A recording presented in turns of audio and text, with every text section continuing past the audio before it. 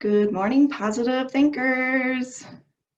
Welcome to our August meeting here online again during the pandemic. Very happy to have everybody here with us today. We have an awesome lineup this morning. So today we have doing our affirmations, we have co-founder Dave Radofsky, who will be sharing his affirmations with us. And as our guest speaker today, we have Judith Royal, and she is going to be talking about navigating this pandemic with all the grace and ease that we have. And of course, is there such a thing? And just a little bit of information about our club for those of you, I think most of you are familiar with our club, but for those who are here for the first time, we have been doing this for 31 years, and we normally do this in a physical environment where we are all gathered, giving hugs, shaking hands, just a really nice community of gathering every month. And we typically join every month, the last Saturday of every month at the Bella Vista. But during the pandemic, for now, we're in an online platform, which has been going quite nicely. People are able to join in. We have people from who are not even here in the province who are joining in and watching. So we're very grateful for everybody who could be here today. And how did our club form? 31 years ago, Dave Radofsky and John Snow attended a human relations seminar by Brian Tracy, and he had so much positive things to deliver to the audience that John and Dave said, hey, this is a good idea. We need something like this here in our province. So a year later, two of the guys decided, hey, let's start doing these meetings. And we've been doing them ever since, which is amazing. Thank you guys for forming the club, of course. We would not be here today without that idea 31 years ago. And they formed a board of directors in order to, there's so many things that has to do in order for us to have our meetings. And they formed a board of directors, and it's all voluntary. We currently have lots of positions open as we get back into our physical environment. But I want to recognize, of course, our members, our board members who have been helping out and doing such a great job to get things like this flowing. There's lots of things that have to do in order to get a meeting going. So I want to recognize those people, and not everybody is here with us today. It's summertime and people are out doing things, school is starting, so the attendance could be a little bit lower in the August month. But we have Allison D'Entremont, who's not with us today, but she is our first VP of speakers, and she books our guest speakers, our affirmation people, and anybody who is wanting to speak. She handles that part of our flow. We have Jackie Cook, who is here with us today. She is our secretary. She does our minutes and our agenda and keeps us, our meetings for the board flowing amazingly. Thanks, Jackie, for being here. And we have Alex Suey, who is past president, and he is also taking over the director of nominations. So if you're interested in becoming involved with the board, he is the person to go to. He is out on a hike today, so could not join us. He's very active, especially when it's a nice day out. He's out being active and taking pictures. Tom Chalker, he is our director of contacts. He takes care of our website and our contacts forms. He's not with us. He's in Ottawa today and works from Ottawa and helps us out in so many ways. We have Selena Torres, who's here with us today, and she takes care of our newsletter, which is now online. So you'll see those if you're part of our membership or on our contact list.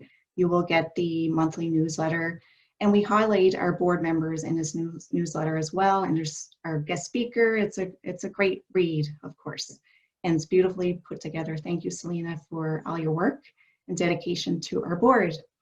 We have Christina Howe, who is a board director. She's not with us today. We have Noel Vitch, who is our treasurer, and I'm sure many people here are familiar with him. He's not on today, but he takes care of our finances and our membership as well. And we have Brenda Walsh, who is also a board member. And we have Sheldon Crocker, who's here with us today. Sheldon.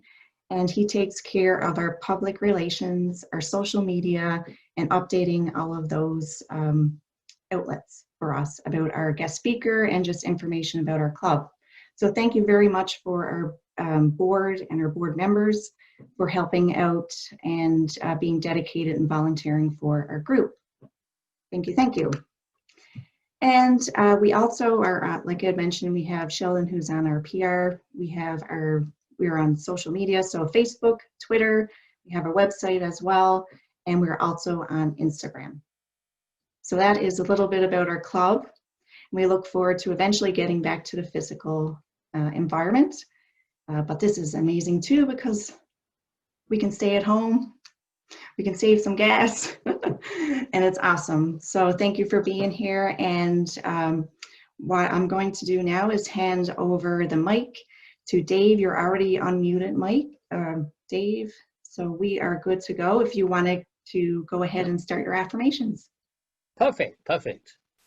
Good morning, everybody, and a warm welcome. Well, not so warm, it's a little bit chilly, but I'm in Shallow Bay, which is Cowhead on the Northern Peninsula, which I think is about 800 kilometers from St. John's.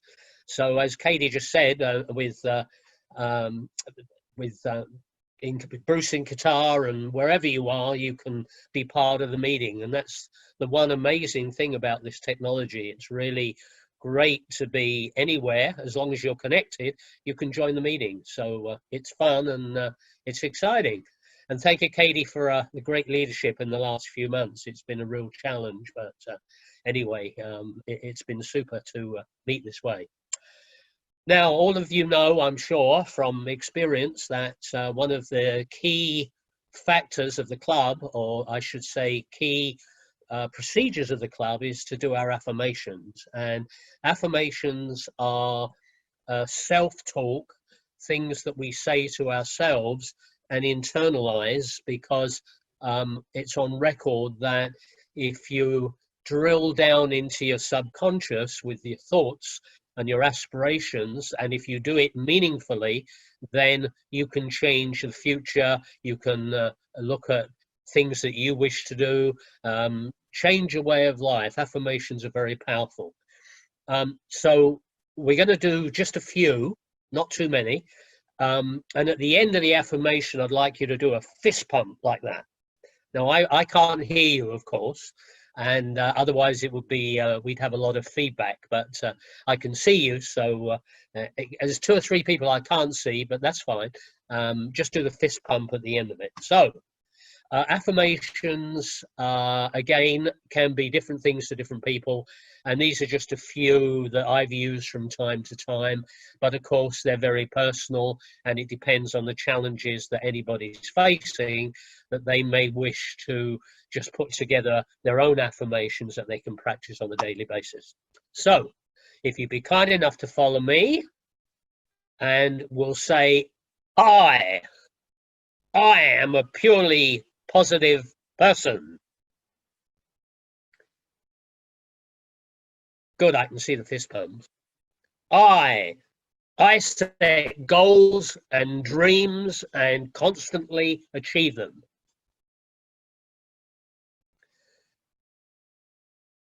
I am kind, thoughtful, and helpful to other people.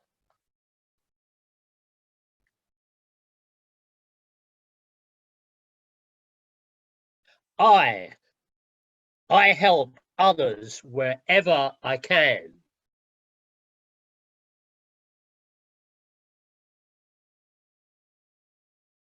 This next one may not necessarily be true, but you can keep working on it. I am at my perfect weight.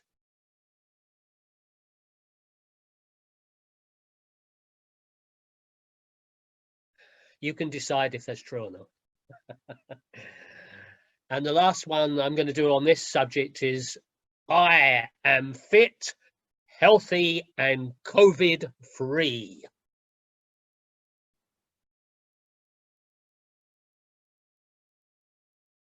And Leslie's got both hands going. That's good. A bit of extra bump. So the other thing that we like to do is look at the environment that we live in. So again, if you follow after me, I live in a great country. I live in a great city or town or community. I live in a great province. Newfoundland and Labrador is a powerful, positive place to live, to work, to love, and to do business. Give yourselves a hand.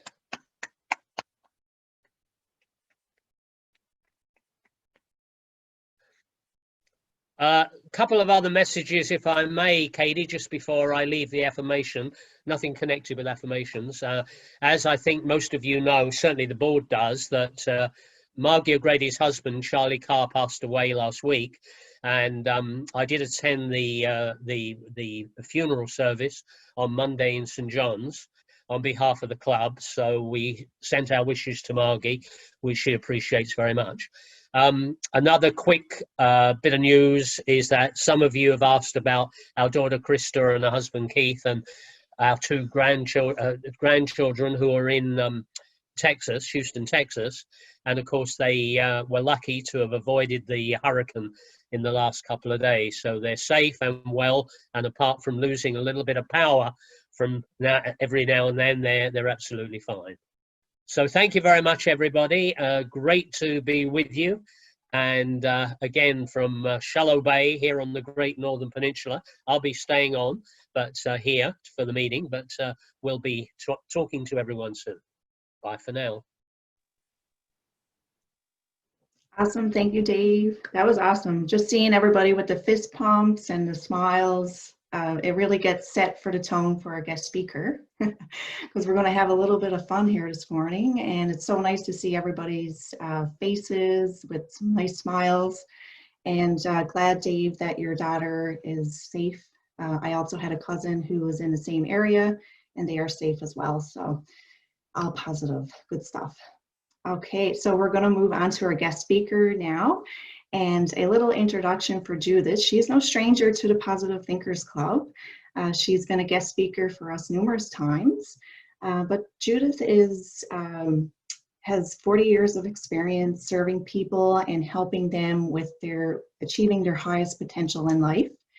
When she retired from her teacher position as a principal, she moved into becoming a healing practitioner who now owns her own business, Soul Genesis.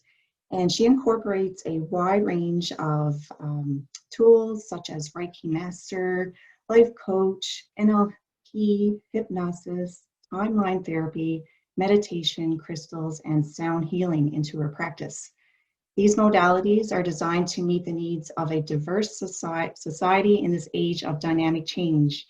So Judith is a tour guide for those people who want to create their heart's desires. And today her topic, or her topic for her speech today, or her talk is navigating the pandemic with grace and ease. Is there such a thing? So she's going to share how she had fun during the pandemic. And we're very grateful for you to be here today, Judith. And I am going to ask you to unmute. And you can take the floor and 1 second, now I can probably help out with this. There we go, there we go, there we go. Thank you for being here with us today. And you now have the mic. Thank you. You'll be sorry.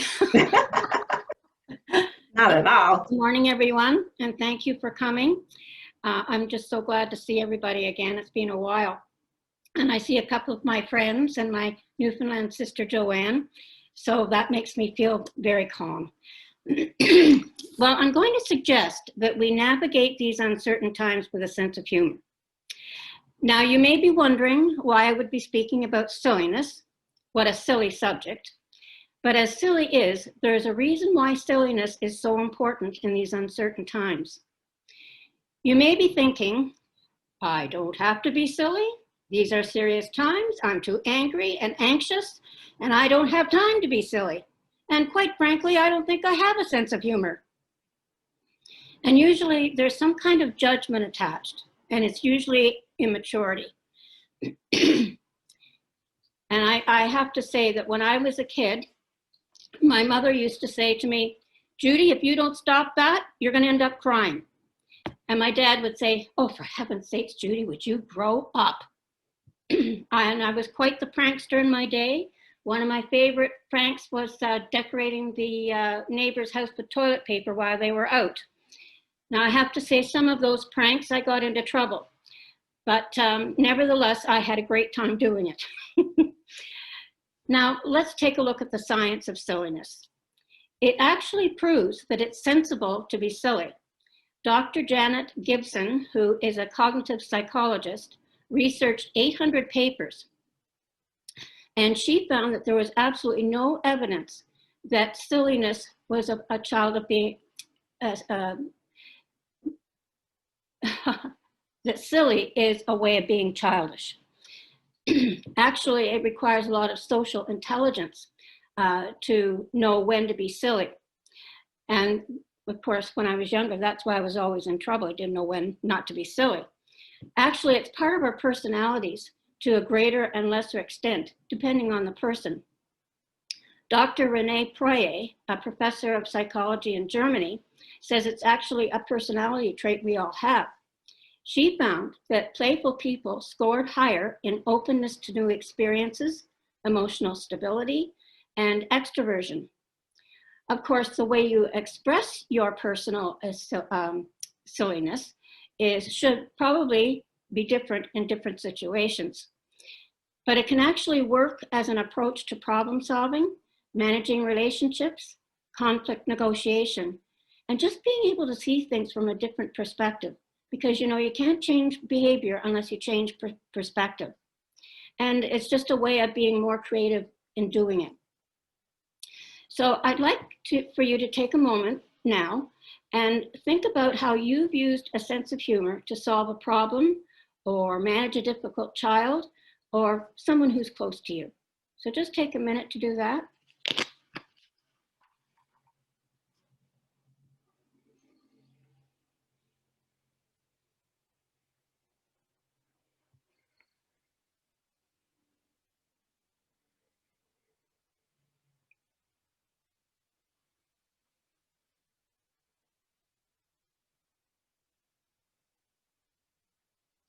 Was everyone able to think of one?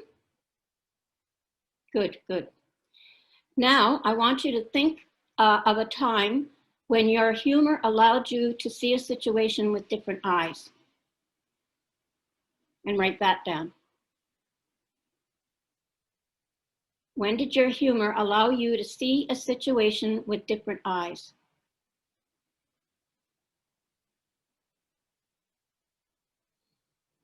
One example might be role playing, that kind of thing.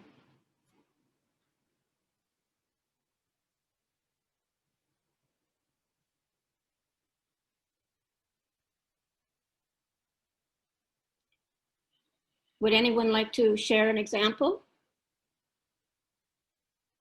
Just put your hand up and Katie can unmute you. How about you, Judy? You've always got an answer.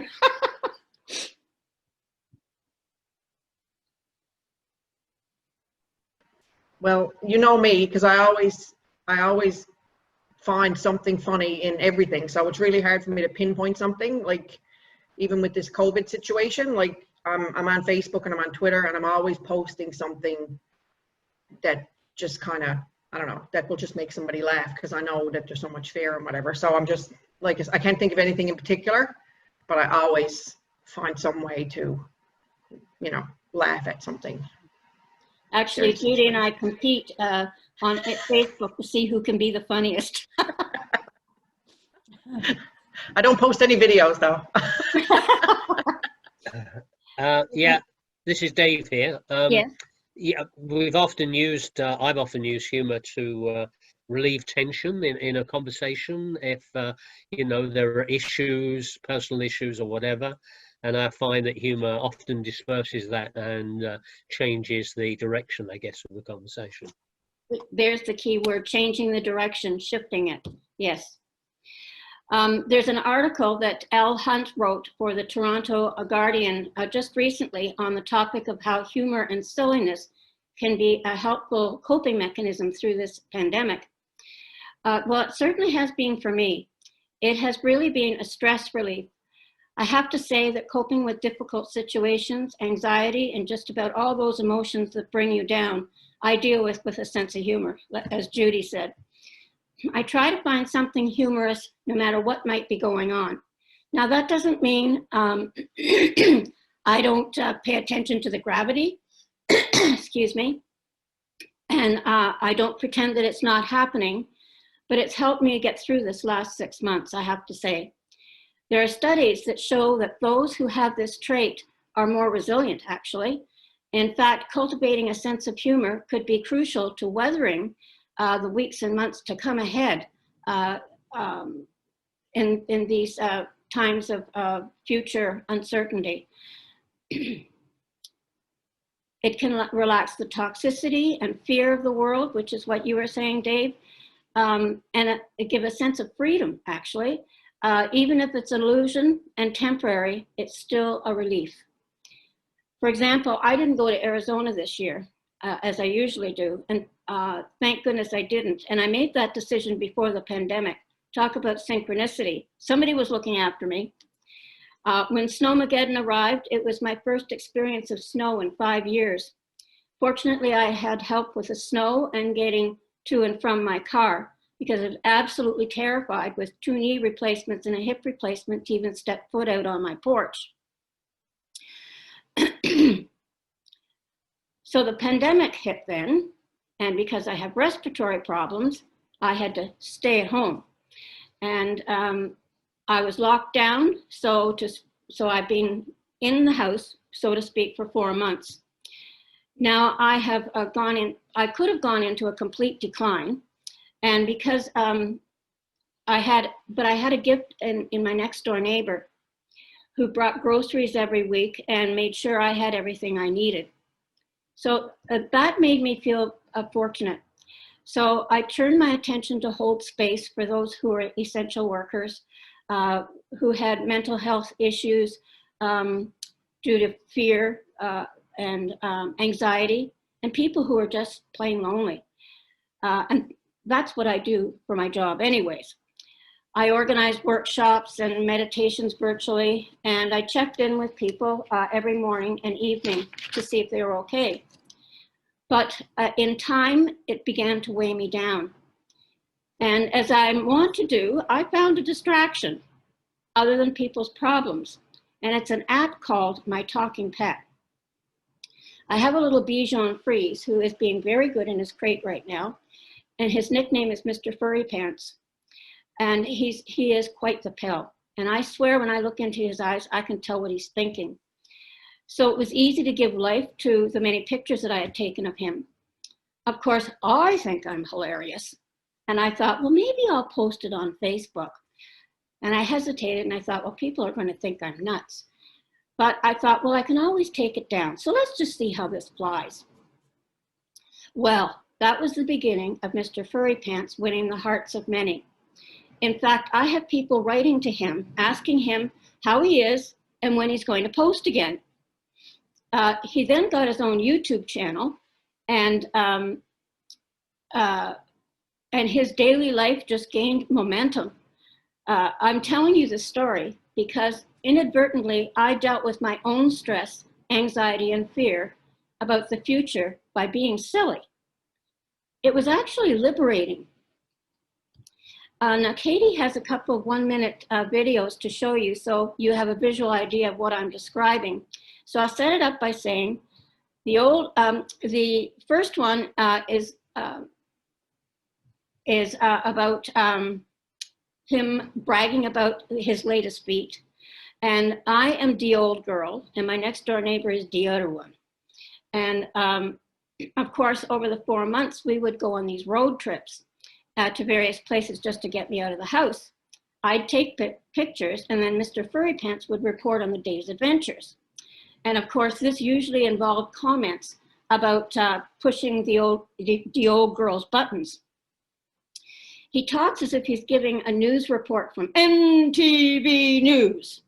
And by the time he was finished, you had a pretty good visual of the interaction along the way. The next video is about how he brags about stealing food. So I'll leave it up to you, Katie. Ta-da! Guess where I'm to? That's right, I'm on the old girl's bed. Yep, she lets me sleep with her, 'cause she knows I'll respect her in the morning. Now, after lots of practice, I can line myself up at the doorway to take a flying leap and land on the old girl's head. That's the third way I learned to push her buttons. Number 1, leaving Tootsie Rolls behind the couch. Number 2, eating the tops off the pansies. And number 3, waking her out of a sound sleep with top of the morning to ye. It's my favourite time of the day to have me belly scritch. I got a new name too. It's Curly Ken, 'cause I'm getting me lovely curls back. So this is Curly Ken, reporting for MTV News. Good morning, Newfoundland. Now, today's pearl of wisdom is the fine art of stealing food with grace and ease. The first rule is always maintain an innocent look. This entails the tilting of the head, and the old girl thinks that's really cute. Then you wait until the other one's back is turned. If you can stand it, let the old girl play kissy face. Now that she's fully primed, you go in for the kill. The last morsel on the plate. It doesn't matter whose plate, just dive in and grab what you can. Mission accomplished. You're welcome. So my point in all of this is that I inadvertently stumbled across something that distracted me from constantly worrying, because I am a worrier, and taking on other people's angst before I realized it wasn't mine. Now that doesn't mean that at times I've had disappointments and challenges and became overwhelmed and crashed. But I was able to pull myself out of it because I knew I had to post another one of Mr. Furry Pants' adventures. People have asked me how I've managed over the last 6 months, especially since I wasn't able to go to Arizona. So my answer is, well, I either teach people to connect with their higher selves, or I'm talking like a dog. So I have a couple of suggestions that might be able to shift your thinking so you can get into this silliness mode. So try this.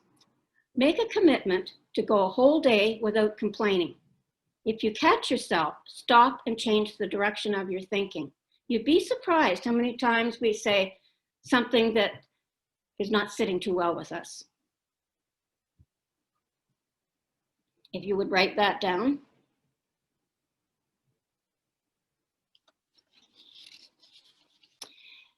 Keep a gratitude journal, and I know this is old hat, but it really does work. And write 5 things in the morning that you're grateful for, and 6 things before you go to bed. And even if you don't have time for that, be cognizant of it and say them over in your head. Sometimes when I'm in bed, just before I drift off, I list them off in my head. And if you can see behind me, there's a picture up and it says, begin each day with a grateful heart. That was the first thing I bought when I moved into this house. And I used to stand at the door, open up the door, and yell out the door, "Good morning, Newfoundland." I'm sure everybody thought I was nuts, so I didn't have to worry about it anymore.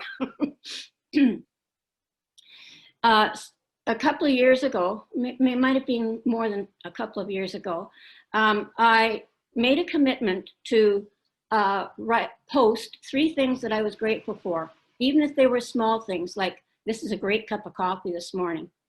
And so what I found I was doing was waking up in the morning and thinking about what was I going to be grateful for and what was I going to post. So immediately I had to shift my thinking into a positive mode. And if I missed a day or two, I would get a a question, hey, where is your post? So I had to live up to that commitment.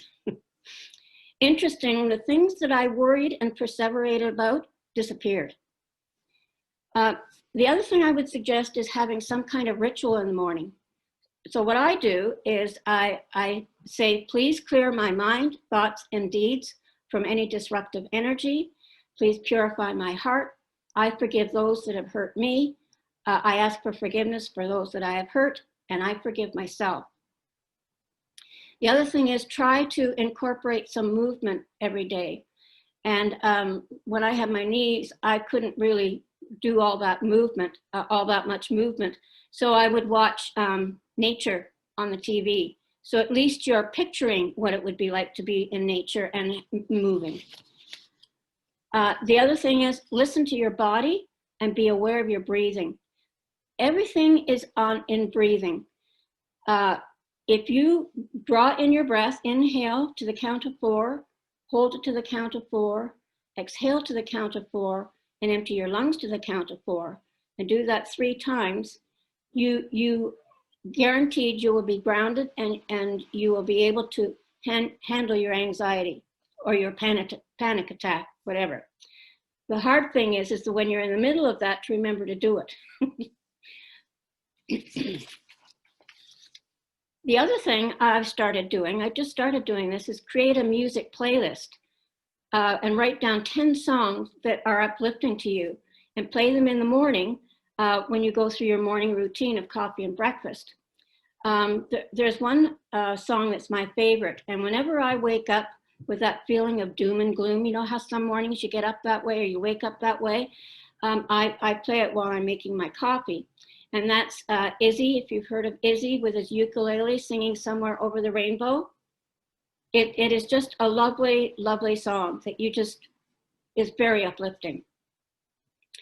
And as I said, get out into nature. It's more grounding and uplifting. And when I ask people, when I'm doing workshops or my students, when I ask them what is most grounding for you, almost all of them say getting out into nature. The other thing is pay attention. Pay attention to what you need and what you want. So let's take a look at that, because you might be surprised if you really think about it. So write down, what is it that you need?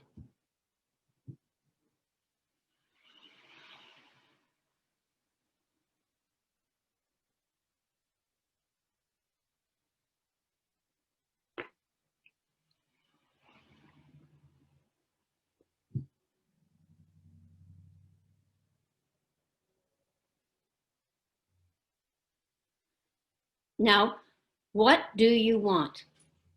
Really, think about what is it that you want? And it has nothing to do with anybody else. It's strictly for you. What do you want?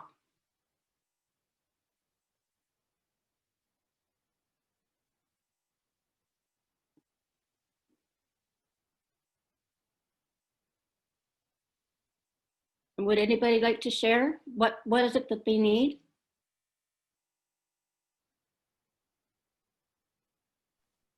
Yeah, sure. Constant good health, which I enjoy at the moment.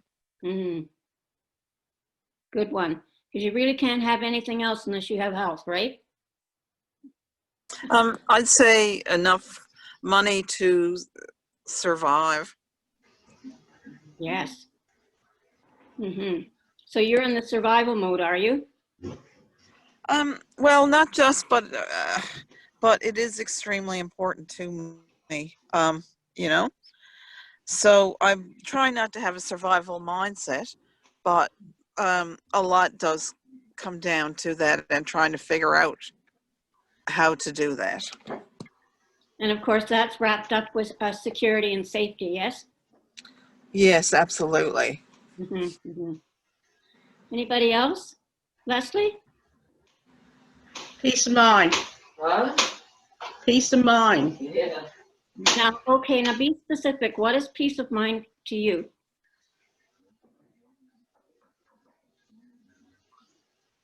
What gives you peace of mind? Not offhand, I don't know. So that's something for you to think about. because you can't achieve or accomplish or receive. That's the word I was looking for. You can't receive if you're not clear about what it is that you need. So today, think about what gives you peace of mind, and it'll come to you as the day goes. Guaranteed. Okay, thank you. Leslie? I need daily time in nature, There you go. and I need to do what I can every day to love, honor, and respect who I am, to love myself so I can be of even greater service to the world. Yes. And that's what all this is leading up to, is self-acceptance and self-love.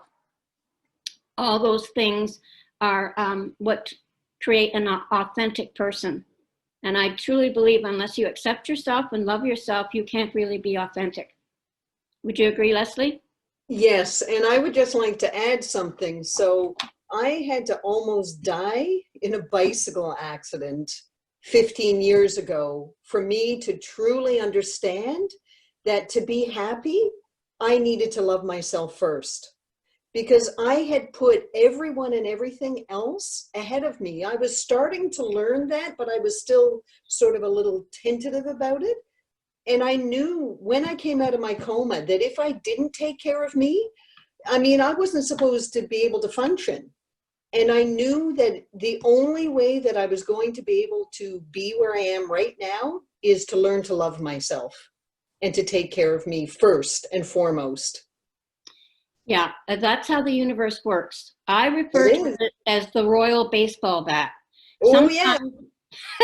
Sometimes it has to be an extreme event to make us actually see what we have to do next, what we have to do to move forward. Absolutely. Right. Anybody else? We have Kathleen who put in a chat that she wants to be around more like-minded people. Yeah. Yes. And for me personally, after your talk today, I'm realizing that I need more humor in my life, more fun, because when the pandemic started, it affected me, my family more so than anything, because we did have family members who got infected with COVID-19. My grandmother, who's 92 years old, and she got through just fine. My parents, co-workers, and at the beginning of it, I really had a tough time really getting through the worry, because I couldn't be with my family and I couldn't help them in any way, so I was kind of stuck. So the worry really consumed me for a bit. Now I incorporated the gratitude that you spoke about. I was doing that on a regular basis. I made sure I'd done that every day while we were going through it. And I got into yoga and I started exercising, and just doing affirmations helped me out big time. But I really needed more humor, I think, in some way. Like I used to watch just random funny movies just to get me into the mind space of, silliness. But it was a Ball challenge. does it every time, right? Pardon? Lucille Ball does it every time. Exactly. Yeah. So I think, for me, I need more humor, more fun, more silliness, because as a child, I was quite silly. And you've actually gone through every single one of the things that I've suggested that you figured out on your own. So good for you. Thank you. Now, take a look at what is it that you want.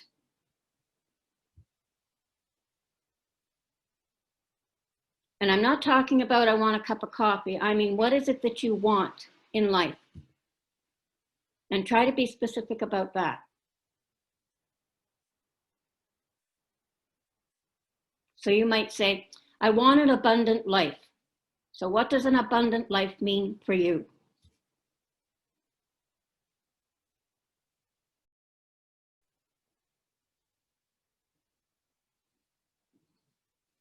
Anybody want to share that? Judy? Well, first and foremost, I want to go back to school, because I've discovered over the past little while that I spent a lot of time thinking about my time limit and the whole concept that you know, you finish school, you go to college, you get a job, you work at it for 35 or 40 years, and then you retire. And that's what your life is supposed to look like. So since I went off work last year and done a lot of workshops, talking is like my favorite thing with different people. No kidding. I just realized that, you know, there's no end point, because I always had this idea there's an end point and I should be retired now. I should be at this certain point. I should blah, blah, blah, blah, blah. So I want to go back to school. I've already applied to go back and do a year certificate program, which could lead to a Bachelor of Arts degree. So I'm like, okay, I'm 58 years old, but it doesn't matter because I can keep learning. If I'm here till I'm 90, I'm always going to look back and go, I should have done that when I had that chance, you know, because at different points in our lives, we think I should have done that then. It's too late now. So I want to go back to school. I want to travel. I want to go to Europe. I want to go to Finland, Norway, Scandinavia. I want to travel. I want to do more traveling. And I'm thinking, okay, while I'm waiting for things to settle down with the travel thing, I'm going to do some training. I'm going to go back to work and find a different career, something that really makes me feel good and makes me feel purposeful in this life, because I don't want to waste any more time being. Now that's being specific. Have you ever heard of two people chatting and one person asks the other, is there anything in life that you have regretted? And the other person says, no, I don't regret anything. If I do, it's the things that not the things that I have done, but the things that I haven't done, which is exactly what you're saying. Yeah. I had a real thing about, I retired in 2001. And I went straight into wellness. But as the years went on, and I bought the rights to Soul Genesis, that I was in my mid 60s, I think. And I really had to get my head around, I'm too old. I had it in my head that I should be watching Ellen DeGeneres every afternoon. But I'm just the kind of person, I'm a lifelong learner, and I have to be busy and I have to be contributing to humanity. Otherwise, I perseverate and worry on stuff. So what I'm saying is, if you can clearly articulate what makes your heart sing, you're more likely to find your sense of humor. So Katie, good on you that you found your sense of humor this morning. Did anybody want to add anything else or ask a question? I was just going to say, in March, when the pandemic hit, and you were saying, Katie, that you really took it hard and you were having a very difficult time with it. I ran a series of 4 meditation/workshops, clearings, and I had 50 people sign on, and the energy of angst and anxiety was almost overwhelming. I thought, what did I get myself into? How am I going to uplift 50 people? But it's interesting, by the end of the 4th week, it wasn't just me that did it. It was like a co-regulatory community. We helped each other out. So being with like-minded people is very, very important. So let me end with a quote by Emily Moorshan. Anyone who makes you laugh is contributing to your well-being. Laughter can shift you out of a bad mood, free you from worry, and put you in a state of joy, even if it's temporary. For a few precious moments, as your eyes fill with tears, as you run out of breath, as your stomach muscles ache, you will have no other care in the world. If laughter is the best medicine, then funny friends are instrumental to our healing. And guess where I got that from? Judy posted that this week. And Alan Watts I use his work when I teach workshops. I just love him. He says, no amount of anxiety makes any difference to anything that is going to happen. And with that, I shall sign off. And thank you for your attention and your participation. I really appreciate it. Thank you so much, Judith. By the way, if you're looking for books to help you, I buy these and I base some of my workshops. This is Self-Love Workbook by, if you go on Amazon, there's all kinds of them. Another one I have is, This is For You, a creative toolkit for better self-care. There's all kinds of journals, gratitude journals, that helps you get started on what you want to write down. The prompts, that's what I'm talking about. So if you're interested in going in that direction to help you have a better sense of humor or a more open sense of humor, just check on Amazon.ca. Thanks, Katie. Wonderful. Thank you so much, Judith. That was awesome. I just the information that you gave, I think, is beneficial to everybody here. Finding our sense of humor, especially when, you know, everything is so serious with the pandemic. It's important to keep the fun and silliness in. And thank you for the reminder and for sharing that with us today. Very much appreciate it. What I would like to do is just open up the floor. If anybody has any questions for Judith, or if you have anything to share, we're going to take a few minutes and you can go ahead and ask. And go ahead, Leslie. Thank you so much, Judith. You know what, I've known that for a number of years. I worked in the corporate world in Toronto for a long time, and I definitely lost my sense of humor while I was there. And I used it to help myself heal from corporate burnout. But then I got the courage to leave the corporate world. And I had been reading all kinds of books about terminal illnesses and about how people heal. One of the key things that helped people to heal was humor.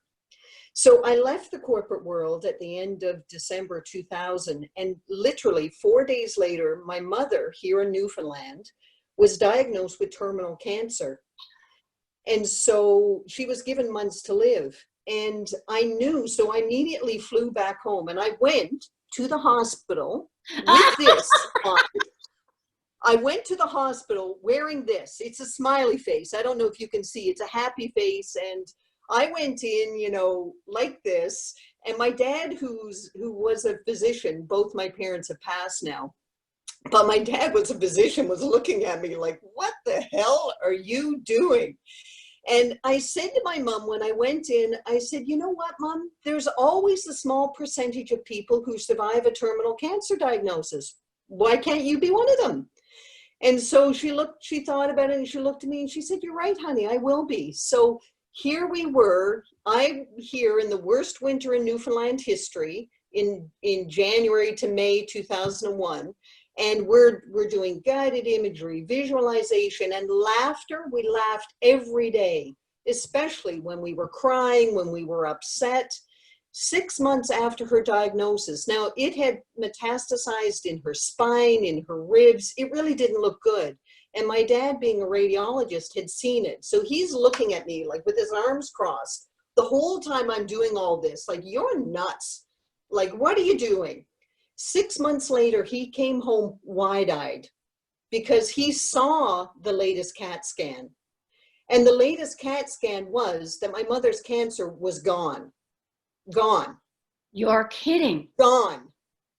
And so me being from the corporate world, I'm thinking, wow, this shit works. and excuse my language, everyone, but I was like, wow. And that started me on the path now. And that's what helped me to heal 5 years later or 4 years later when I had my accident, because I had to truly embrace all of this. So I've got a bag.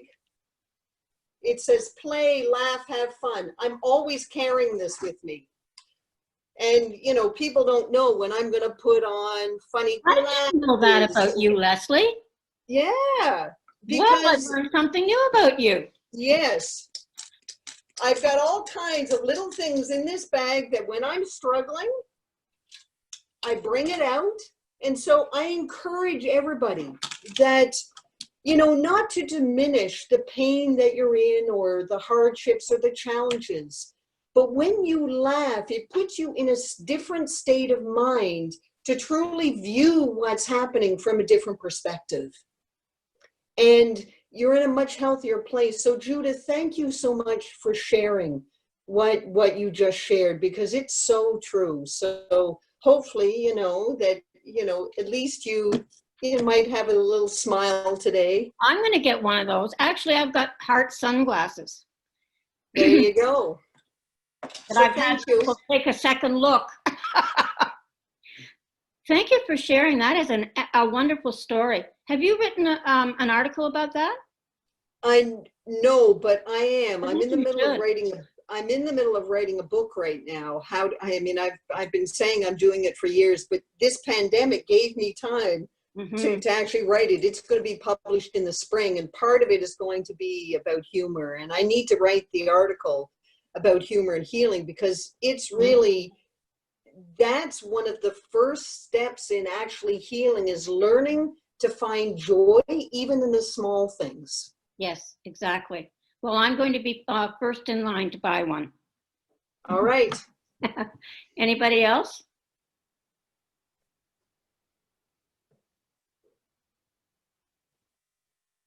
Something came to my mind when Leslie was sharing that. Patch Adams movie Oh, yes.